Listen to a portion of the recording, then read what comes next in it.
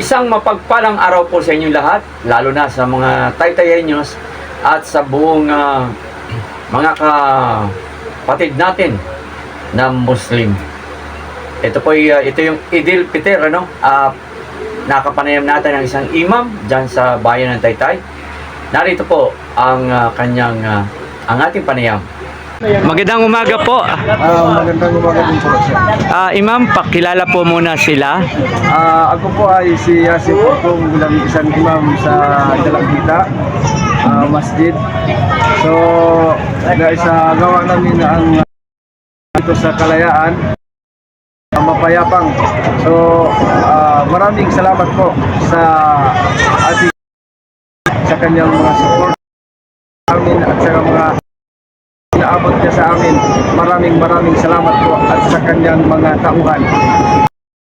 Ko lang, ano ba itong paano po ba ito ng ating Yung Idil Fitr po, dito po nagtatapos ang aming pag-aayuno. Isinasagawa po ito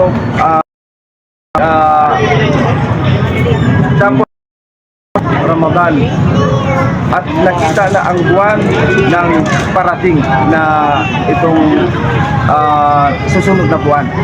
Halimbawa na sa kalendar ng Islamikong kalendar ay nakita na yung Shawwal na buwan na bawal na po sa amin ang magpuasa o kaya mag-fasting o kailangan na namin itigil ang pag-fasting at nagdasal na lang kami sa Eid.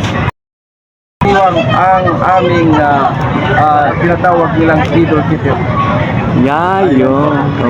So, ang pag-aayuno ninyo, hindi na po kumakain, umiinom ng tubig? Hindi po. Ang Ayun, yun po parang ay ayun. ay hindi araw. Okay. Sa buong maghapon hindi umiinom, hindi kain, at hindi rin pwede tatabi sa asawa, ay pinagbawawal ng aming Diyos na si Allah subhanahu wa ta'ala. At ganun din ang mga nagsasalita ng mga masasamang salita ay ipinagbawal ito ng Propeta Muhammad sallallahu alaihi wasallam at mga maling gawa, dahil ito po ay makakabawas sa aming mga anong tawag dito? Timpala. Ibig sabihin po, Imam, talagang banal na banal ang Islam. Oo naman po. Banal na banal ng Islam at ito ulitin ko, ang buwan ng Ramadan dito po kaya dakila sa amin, dito ay binabawa ang banal na Quran sa buwan ng Ramadan. Ayun, kaya nasabi ko talagang marami kasi may mga ibang sabahan natin, ibang reliyon na hindi nila alam.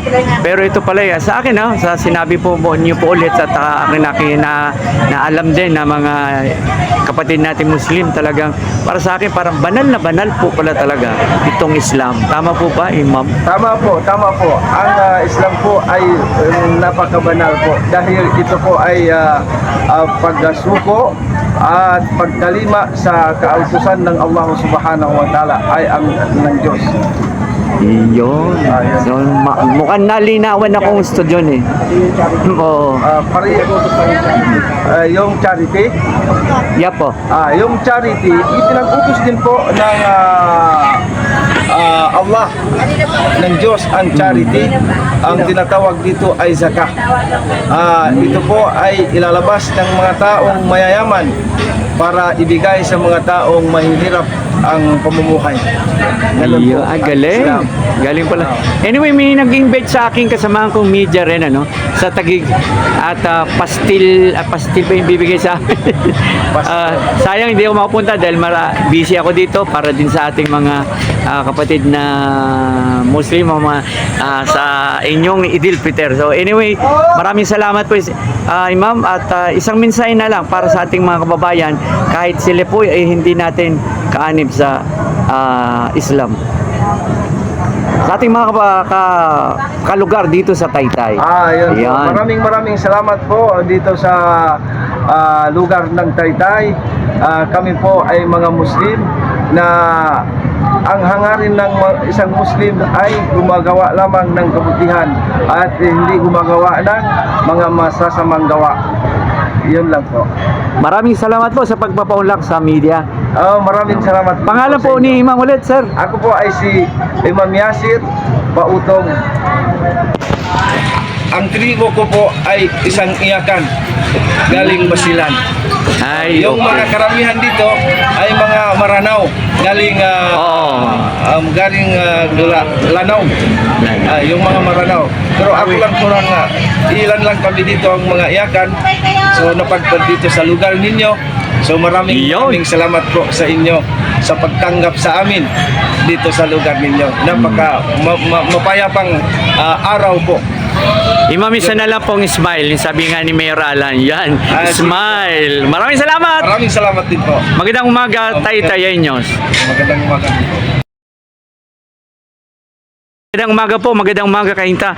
Sir, tanong ko lang, kumusta po yung itong Eid al-Fitr na sinelebrate ngayon ng ating mga kapatid na Muslim, sir? Assalamualaikum warahmatullahi wabarakatuh. So, alhamdulillah, naging maayos naman po at naidaos namin ng maayos ang Eid al-Fitr. Dahil itong Eid al-Fitr nito, ito yung magtatapos na sakripisyo po ng kapatid. Ayan. Kanina po ba napakarami? Sabi talagang daming kapatid natin na Muslim. So, yes po, bali po, ang naipos po natin na tao rito ay mahigit 1,000 dahil Wow! malo sa atin ng mga taga-Pasig, Ay! Junction, din Taytay. Pwede sila doon na pumunta. Ay, okay. So, Natipot po tayo sa phase 1 sa Cover Road. doon. Yes po. At nagpapasalamat din po kami sa ating mayora na si Elinit. Ayo. Salamat po. Kapitana. Sa Kapitana din, Yes po, siyempre. sinabutan pwede po. Anyway, hindi na po kita balain, sir. At alam ko, busy pa kayo.